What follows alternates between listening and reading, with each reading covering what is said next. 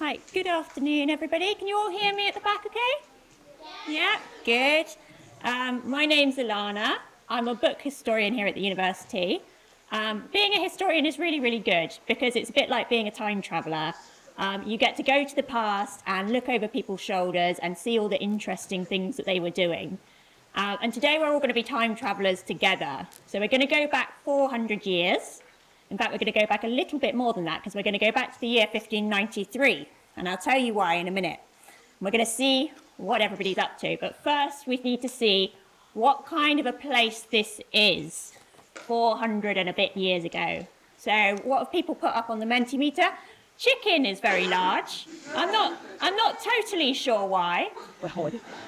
They did have chicken. They're quite fond of it. Offline, yes. Dirty, well, they didn't have any running water, so you can't have a bath very often. There's no internet, there's no phones, there's no TV, but it's not all bad. Most of these words are bad, aren't they? Horrifying, bad, scary, Tudory, which is fair. It's not all bad because we have some good stuff too. We have some really good playwrights, like somebody you might have heard of called William Shakespeare. And we have some excellent artists, and I'm going to show you some pictures in a minute. You might have heard that people at this time didn't live very long. Well, that's not quite true, because it's very, very dangerous to be a baby at this time. But if you can get past being a baby and then get past being a child, which is really dangerous, then there's a pretty good chance that you're going to live until you're 60 years old, which is really, really old. Okay. And Reading, during this time, was the 10th largest town in England, which is pretty good. But the 10th largest town in England means there's about 5,000 people. So there was definitely no university here. And in fact, there wasn't very much in this bit of the area at all. But anyway, we can't stand around and think about chicken for too long because we've got a job to do. So we are Renaissance physicians, and physicians is a kind of doctor. There's lots of different kinds of doctors, but we physicians must be the best ones because we're the most expensive. And we have to go to university to learn to be physicians. And when we go to university, it's a little bit different to going to university today, because where we go to university looks a bit like this.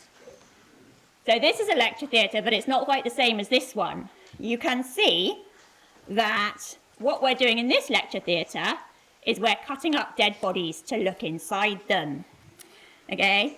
And in fact, we like doing this so much that we've built these special buildings for the job. So in the anatomy theatre, you have the body in the middle, and then you can see a guy that's standing behind the body pointing. He's the anatomist. And he's going to cut up the body, and he's going to point at all the different bits and tell you what they are. Now, you might also see that there's lots of skeletons in this anatomy theatre and weird things. And that's because this anatomy theatre is in the summertime.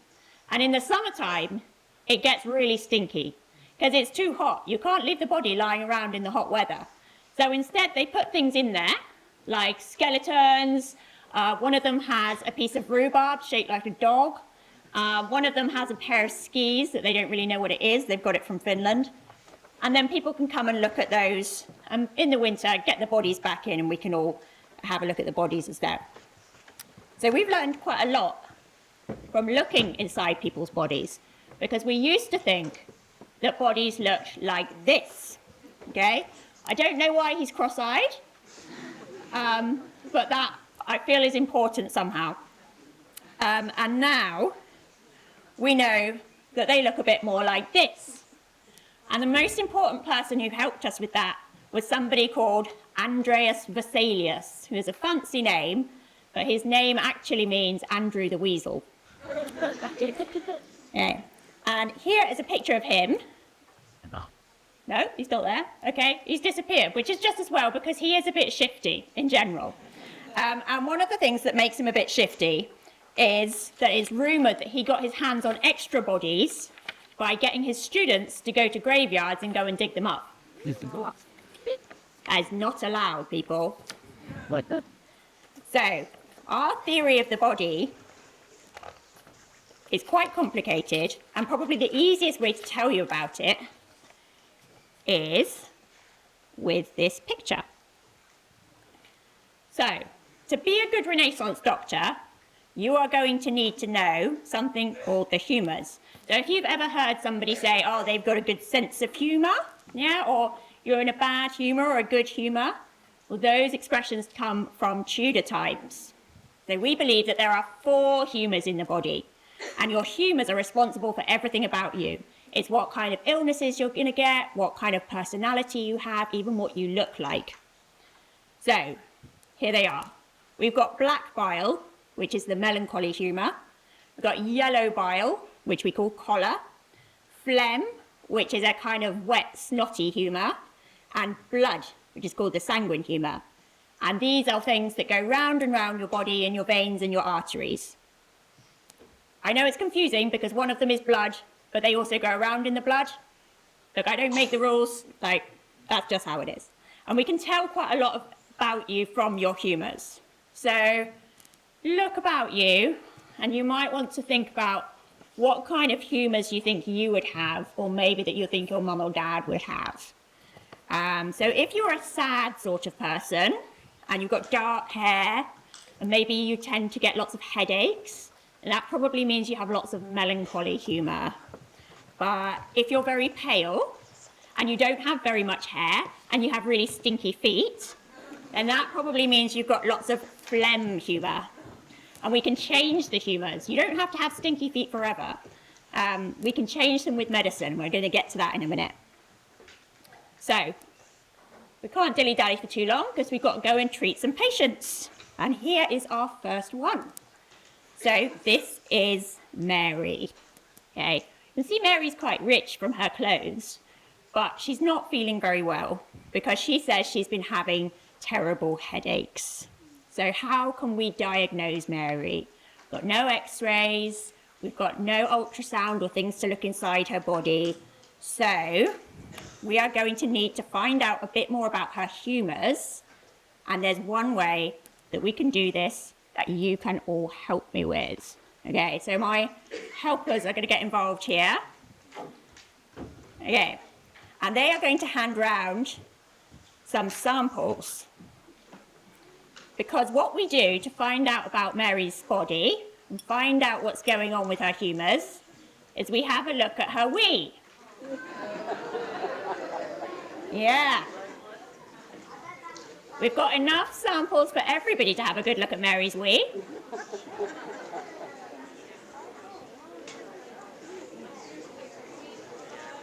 So when you get your cup of wee, the first thing you need to do is hold it up to the light and have a look at it.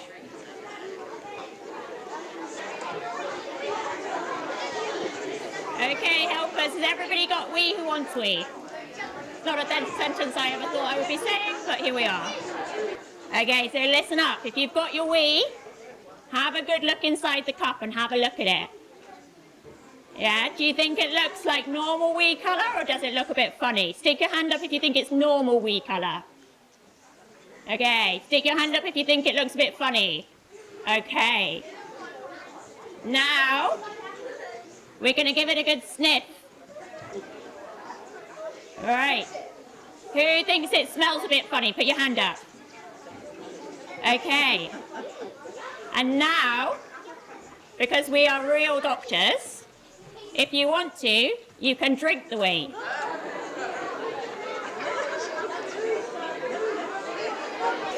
Okay, who's had a drink of their wee? Yeah, good. Put your hand up if you think it tastes a bit funny.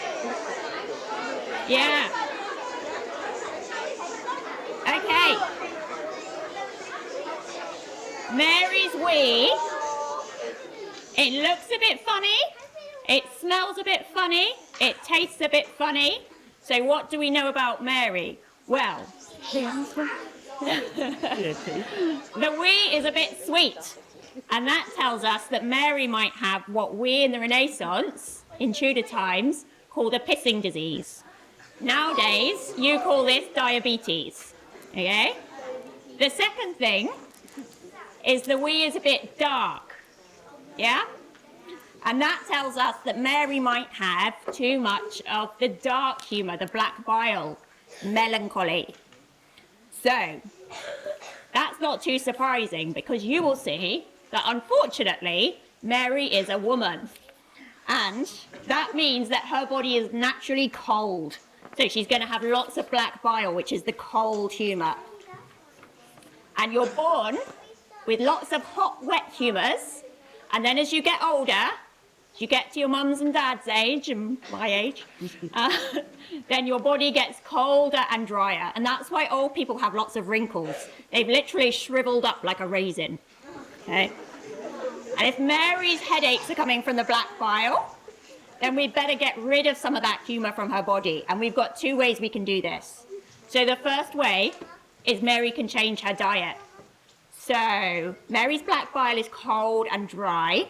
That means she's going to need lots of hot, wet foods to warm her up. That means lots of beef, lots of cheese, spicy things, red wine. Mary's going to be having a great Christmas. The second thing we can do is let out some of Mary's blood. Yeah. And there's 2 ways you can do this. You can either just cut Mary's arm and let her bleed into a bowl. Yes. Old school. Or you can use one of our little friends here, which are leeches. And they look pretty icky. And they are pretty icky. But they're still used in hospitals today because they are really, really good at sucking up your blood, especially if it's in an injured bit of your body and the blood isn't flowing properly. So if Mary still isn't getting better from all the cheese and bloodletting, weird, we can try giving her some medicine. And we have lots and lots of headache medicines to choose from. So I've got one out of a fancy physician's book here. And it says, take a good quantity of house leek. House leek is a plant called sempervivum, if anybody's a good gardener in the audience. Take a good quantity of that plant and also get some worms out of the garden. And I'm afraid this is not going to end well for the worms because what we have to do is mash them both up together and then you smear them onto a piece of cloth, put them on a flannel or something, and then you put that on Mary's forehead. Yeah? So let's leave Mary with the worms on her forehead for a bit. And we'll move on to our next patient. Here he is. This chap is called William. And William is not having a great day. He's been run over by a cart. Poor William. But we don't have x-rays, remember? And we don't have painkillers. So this is going to be pretty difficult to treat. Now, William will have already consulted a local man called the bone setter. And the bone setter is a guy who just goes from one town to the next and all he does is put bones in splints. So he's really pretty good at his job. But obviously, in this case, doesn't seem to have worked out. William's leg is black, which is a great sign. And he doesn't have any feeling in it. It's all gone all numb. And it smells pretty bad as well. So I think William might be suffering from something called gangrene, which means when a bit of your body dies while it's still attached to your body. And if you don't act pretty fast, the gangrene can go into the rest of your body and then you'll die for real. So there's only one thing for it. We are going to have to cut off William's leg. Now, we physicians only treat illnesses on the inside of the body. So we're going to need some help from a surgeon. And the surgeons don't have a fancy education like we do. They don't have to go to university. They just learn on the job. And we sometimes call them barber surgeons now. You might have heard this. Because originally, they were the same guy. And they could cut your hair and then cut off your finger. But we decided in 1534 that probably that wasn't the best idea. And we're going to separate those people out. So there's good news and bad news for William. Admittedly, there's more bad news than good. The bad news is that this is what the surgeon is going to use to remove his leg. Okay? So over here, you have your amputating knife, and that's what you use to go through the flesh of the leg. And then over here, you have your amputating saw, and that's what you use to go through the bone. There's no need to faff around cleaning these in between. You just give them a slosh and a bit of water and wipe them off, and you can go on to the next patient. There's other bad news as well, which is that we don't have any anaesthetic in this time. So William is going to be awake. Now, we can give him a really strong drug called opium, but it's very, very dangerous, so we don't use it very much. Instead, we might give him herbs like hemlock or henbane, and mostly they will just make him a bit sleepy. So you're going to have to hope that William has a very, very good, very quick surgeon. But there is some good news. And the good news is that we won't be pouring boiling oil on William today. And that's because we used to do that to stop bleeding. We used to do that 100 years ago. But a French surgeon called Ambroise Paré discovered that it was actually making things worse. So Ambroise was a military surgeon. He worked for the army. And when he was a young surgeon, he was just starting out, and he said, I didn't really know what I was doing. And he went to the battlefield, and he realized he'd forgotten to bring enough oil. Oh no, he got all these injured people. So he just kind of fakes it till he makes it. He puts the oil on the ones he's got oil for, and the rest of them he applies an ointment that he's made out of egg white and soot from the fire and a few different things. And he said in his book that he was really worried. He could hardly sleep the whole night because he thought that all the people he hadn't treated with oil were going to die. But then when he got there in the morning, what he found was that the people treated with the ointment were doing much better than the people treated with the oil. So he realized that that was the way to go. And he told everybody else, stop using boiling oil, start stitching people up and giving them ointment instead. So that means that more people survive their operations. And that means that they can use something else that Paré invented, which is this prosthetic leg. You can see this is very, very clever because it has a little bit so that you can move the foot. So you can actually walk along on your prosthetic leg. Before this, everybody just kind of had a peg leg like a pirate. And Paré makes all kinds of clever things. He makes legs, he makes special hands where you can move all the fingers. He makes eyes, if one of your eyes gets shot. All kinds of fun stuff that people have never seen before. Okay. We'll leave William to his operation. I think seeing the saw was enough. We don't need to be around to witness it. And we will move on to another patient. But I'm afraid it's not got a lot better. Chicken pox. You better hope it's chicken pox. Now, if you were wondering why we've got so many patients to see, well, I mentioned that the year is 1593, and that means that we're having an outbreak of that pesky bubonic plague. Has anybody heard of the plague before? Put your hand up. Oh, yeah. Lots of experts in here. All right. Because it's the plague, that means that most of the other physicians, the other doctors, they've all left town. They're going out to the countryside where it's a bit safer, where all the rich people are. Now, people in the past, they didn't know how plague spreads from one person to the next person. They thought it might be something to do with bad air, which they called miasma. Or maybe it was a sign that they'd made God angry. Or maybe it was to do something with the stars. They saw a comet in the sky before the plague appeared, and they thought, that's probably very bad news. But they did know that the plague was worse when people were crowded together. That's why the government shut down the theatres, no events like this during playtime, and they also, if anybody had the plague, they had to stay in their house, and the whole family had to stay in the house too, and they would draw a cross on the front of the house to warn everybody else to stay away. If you don't have a house, then you might end up in somewhere like this. This is a plague hospital. As you can see, it is not a great time. Now, the plague is a horrible disease. It's spread by fleas and lice. And the fleas and lice are often on the back of rats, or they're in bundles of cloth, things like your dirty washing. And when people catch it, they get these huge swellings called buboes. And that's why we call it bubonic plague. Now, the main symptom of the plague is you get big buboes and then you die. But there are a few medicines that people can try. So I'm going to give you a choice of medicines, and we're going to choose which one we're going to try. We're not actually going to try this one, thank goodness. Here we are. Right, our first medicine is something called Venice treacle. Now, Venice treacle sounds quite nice, doesn't it? Everybody's got their own recipe for Venice treacle, and then we put it in fancy jars like this one. It's usually some herbs and spices and things, and some honey, and dissolved snake's flesh. Yeah. The second remedy is one that we put on the skin. Here's our friend Mr. Pig. So we take the fat from an old pig. It has to be an old pig.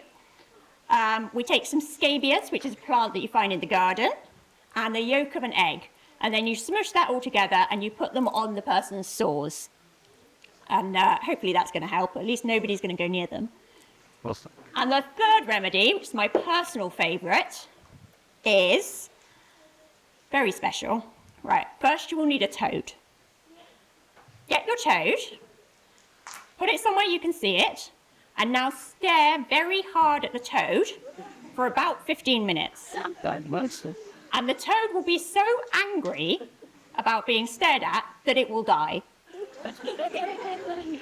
Then you dry out the dead toad, and once you've got your dried out toad, you can either grind it up and make it into tablets, or you can just hang it round your neck as a little accessory. And because the toad will be so full of badness and anger from being stared at, it will draw out all the badness of the plague from your body. So which one would you choose, do you think? Put your hand up if you would choose Venice treacle, the snake medicine. Okay, we've got a few cheek takers for Venice treacle. Put your hand up if you would choose the old pig. Oh, pig is pretty popular. Put your hand up if you want to try staring at a toad. Yeah, it's always staring at a toad. All right, we give that patient the toad medicine. We hope for the best.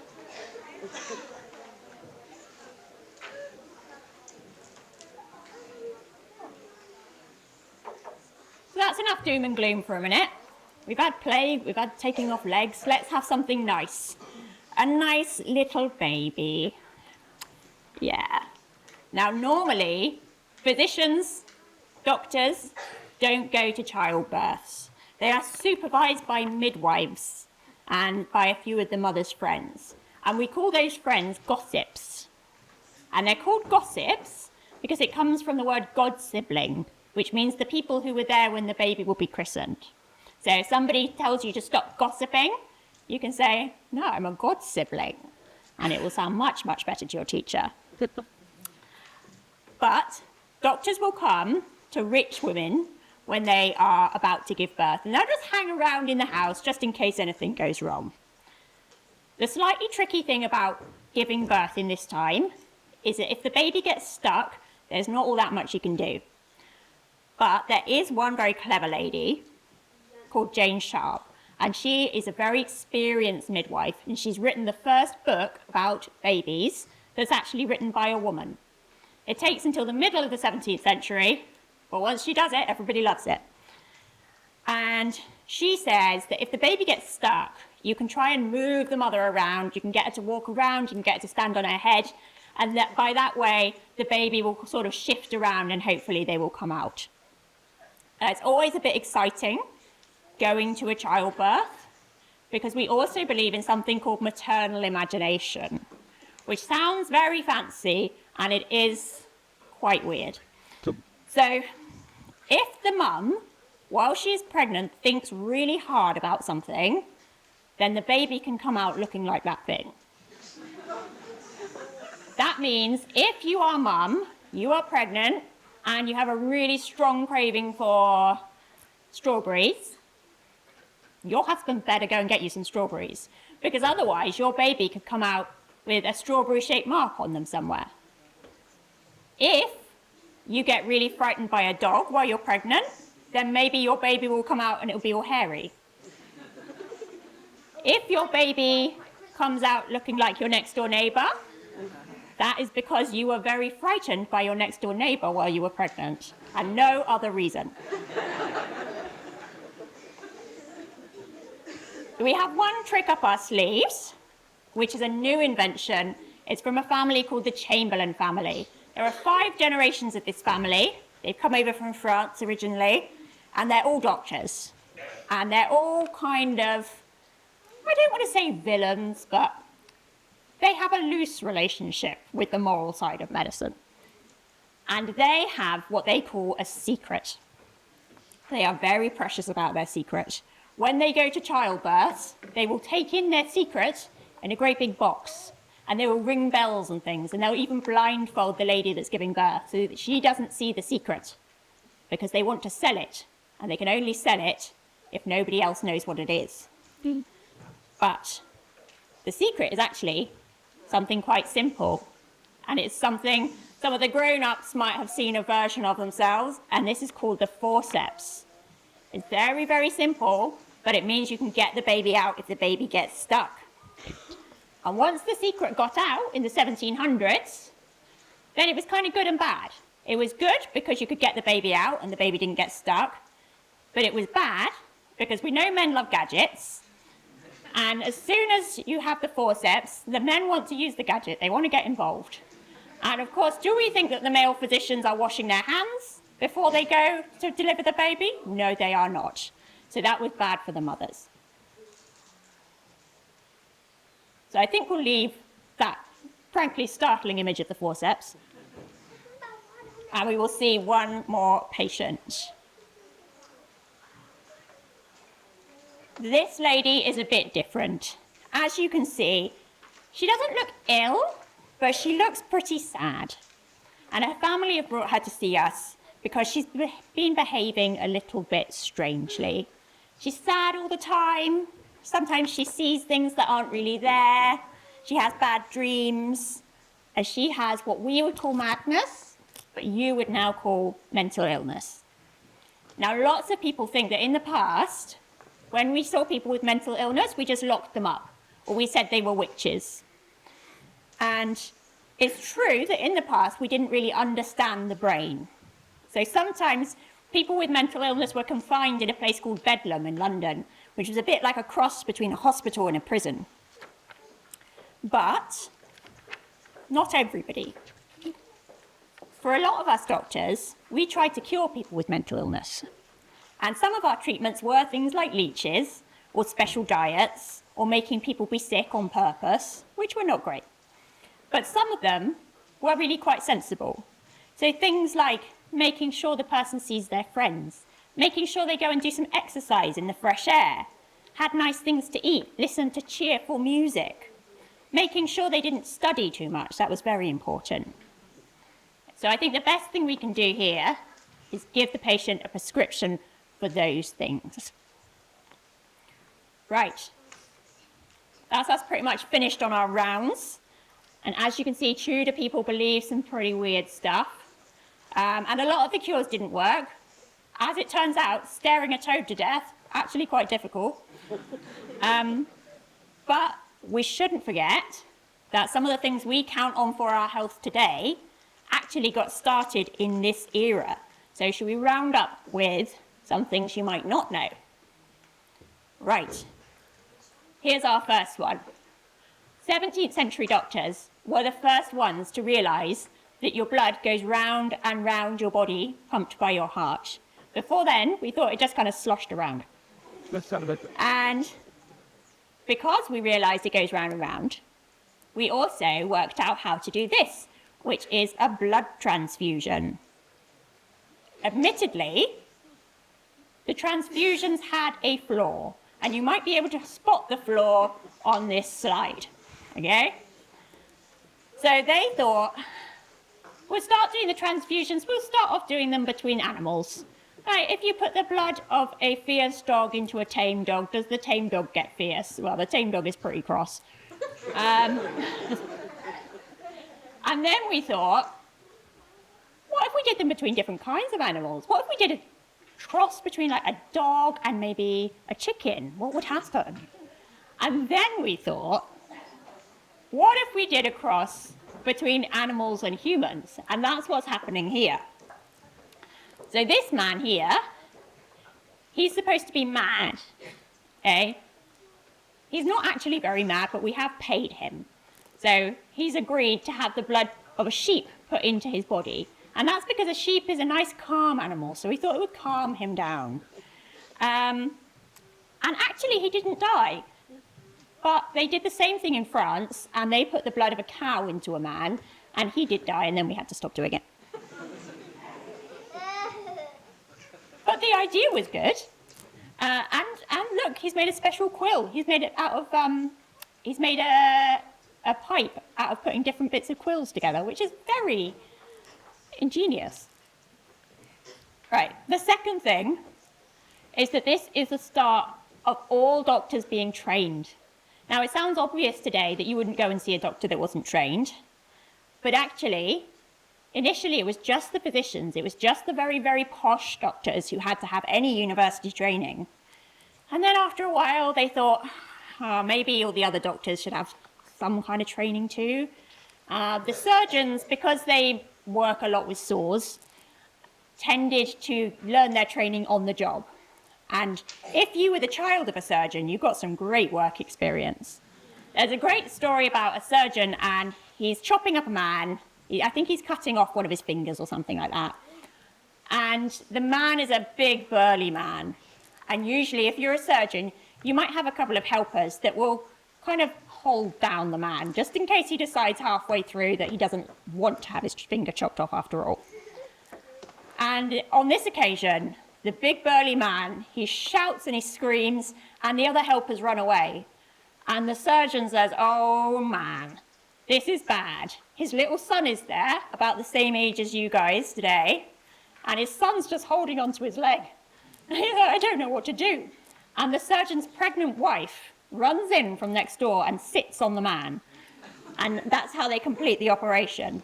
So if anybody tells you that there's no women working in the history of medicine, you can tell them the story about the pregnant lady that sits on the man. Okay. Now the 16th century, so the 16th century means all the numbers starting with 1500s, is when we start using lots of chemical drugs. What do I mean by chemical drugs? I mean the kind of drugs that you can't find in the garden. So out in the activity area, we'll show you lots of herbs and things, and that's what people would mostly use. But then you get chemists, you get scientists, and they are able to make other things. And they can make things like arsenic, like mercury, like lead. And those are all very, very poisonous. So one remedy for a disease called syphilis, which is an infectious disease, means you give the patient a medicine with mercury in it. And then you wrap them up in blankets, you put them in a room with a big fire going, you shut all the windows and doors. And of course, what will they do? They'll sweat. They'll sweat and sweat and sweat because they're so hot. And the idea is that they're going to sweat out the illness. But you do this treatment a couple of times, and maybe they sweat out the illness, but they also start to sweat so much that their teeth fall out, and they can even go blind. Yeah. But we also used arsenic and mercury for some quite good treatments. Now, we knew that these were dangerous. A lot of the time you look at old medicines, you think, God, what were they doing? But we used them for very serious diseases like cancer. And that's because we knew that cancer was really, really hard to treat. And so you use the mercury or the arsenic in order that you hope it's going to kill the disease before the patient comes to too much harm. And that's kind of the same principle that some medicine operates on today.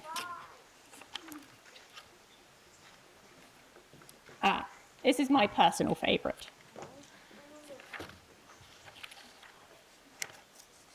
So in this century, in the 16th and 17th centuries, there were lots of battles. There was lots and lots of wars all the time. And that means that lots of people are getting very injured. And they're getting very injured in their face as well as everywhere else. So you have some people that get their noses cut off by accident. You'd think that's really the end of that. Maybe you can get a fake nose. Well, you can get a fake nose. But if you want to step up, there's a man in Italy called Gaspare Tagliacozzi, and he invented, and when I say invented, I mean stole from Indian writers, he invented an operation to give you a new nose. And this is what you got to do. Right, you get your arm, and then you cut 3 sides of a rectangle, and then you peel the skin back. okay? And then you bandage that up, and you've got to leave it for a couple of weeks. Leave it for a couple of weeks. And then bandage the person's arm to their face, like this. Okay, you put your arm up like that. Yeah. Now imagine staying like that for a month. Okay, you've got to stay like that for a month. You can't talk. You definitely can't sneeze. They shave your head so that you don't get lice, because that will make you itchy. And they will sew the flap from your arm onto your face, and then it will grow onto your face, and then you can shape it into a new nose. And at the end of the 4 weeks, you cut off the one edge from your arm. Hey presto, you have an excellent looking new nose. Now, even the other Tudor physicians thought that this was bonkers. But they used this method again in the First World War, because it does actually work. If you don't mind having your arm attached to your face for a bit, you too could be the proud owner of a new, probably slightly dicey looking nose. All right, one more. Did you know that the Renaissance is when we started using the word quack? And we were discussing how you sign the word quack earlier. It's not easy. This is when we started using the word quack to describe doctors who weren't very good or didn't have any qualifications. And it comes from a foreign word. It's a Dutch word. And the word is quacksalver. And it means somebody who boasts about their credentials in order to sell ointments. And today we call those people influencers.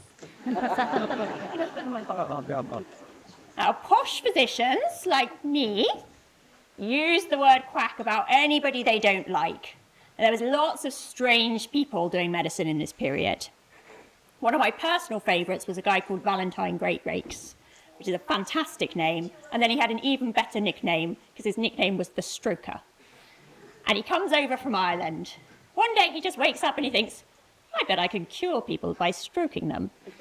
And he comes over from Ireland, strokes people. So if you have a headache, say, it goes stroke, stroke, stroke, stroke, stroke, stroke, stroke.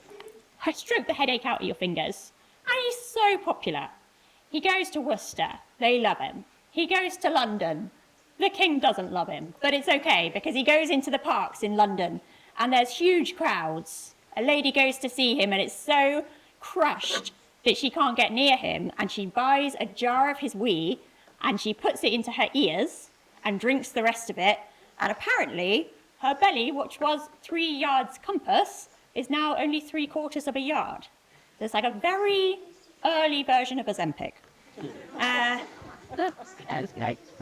There's also somebody called Kenelm Digby who thinks he can cure you from several miles away. So let's say you cut yourself on some scissors. Oops. Well, Kenelm Digby, post him the scissors, and from his house he will put some ointment on the scissors, and then your wound will heal up wherever you happen to be in the world. It sounds really good. It doesn't actually work, but you know, it's a good idea. But of course, we've been talking lots and lots about men, and actually most of the medicine is being done by women. On this slide is a picture of a book by a lady called Hannah Woolley. And you won't have heard of Hannah Woolley now, but she was very, very famous. She was like Mary Berry and Martha Stewart and Julia Childs, for the older people in the audience, all in one package. And she wrote these cookbooks. She was widowed, she had 6 kids, so she thought, I better make some money. And she wrote books that had recipes for food, they had recipes for how to get stains out of your clothes, they also had recipes for medicine. There was even a medicine in there to cure a horse of a cold, which is something we all need. There's other ladies that do medicine, often very noble ladies, because they've got lots of time, they've got lots of money, and they're really, really bored because they're not allowed to have jobs. So ladies like Anne Halkett or Grace Mildmay, really clever at making medicines. They would hold weekly sort of GP surgeries for the poorest people around their houses, and they didn't charge, which made them really very popular. Okay, I think that brings us nearly to the end of our tour of Tudor medicine. Don't worry, we're going to have plenty of time to ask questions I will do my best to answer any of them. I think all that remains to say, hopefully needless to say, but don't try this at home. Thank you.